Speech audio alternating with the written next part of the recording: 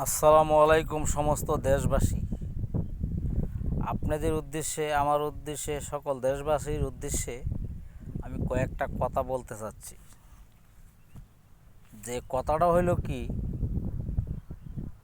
আমরা কি আসলে বাস্তব এই দেশের নাগরিক, না অস্থায়ী বাসিন্দার? আপনারা গার্জিয়ান এবং কি বীর মুক্তিযোদ্ধার প্রতি সালাম রইল, আসসালামু আলাইকুম। কিন্তু আজকে যে দেশে 30 লক্ষ মা বোনের ইজ্জতের বিনিময়ে দেশ স্বাধীন হয়েছে, সেই স্বাধীনতার কি মর্যাদা আছে না নাই, সেটা দেশবাসীর কাছে অকুল আবেদন উদ্দেশ্য। তারপরে আইতেছি দেশের কথা।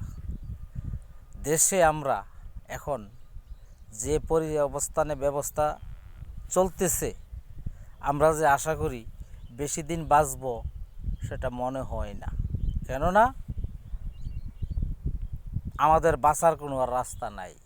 তাই সবার কাছে আমার বিনত অনুরোধ, একে অপরের দিকে না তাকায়া দেশের দিকে তাকায়া দেশের কল্যাণে, দেশের উদ্দেশ্যে যে আমরা এখানে সৎ কর্ম কইরা 4টা ডাইল ভাত খাইতে পারবো, কোনো দেশে আমাদের যাওয়া লাগবে না। সেটা যদি আপনারা মনে করেন কইরা একে অপরের দিকে না তাকায়া দেশের রক্ষার জন্য, দেশের পরিস্থিতির জন্য, দেশের ভাবমূর্তির জন্য, দেশের যে আমাদের কলঙ্কি হইতেছে তার জন্য আমরা সবাই ঝাঁপিয়ে পড়ি। এখন কোনো দল, এই দল সেই দল, কোনো দল ভেদাভেদ নাই। আমাদের একটাই আহ্বান, দেশ বাঁচাও, দেশ ঠেকাও, দেশের মান রক্ষা করো। দেশ বাঁচাও, দেশের মান রক্ষা করো। কেননা দেশের মান রক্ষা করতেই হবে। আমরা এই দেশের সন্তান, আমরা এই দেশেরই বাসিন্দার, এই দেশেরই বসবাস।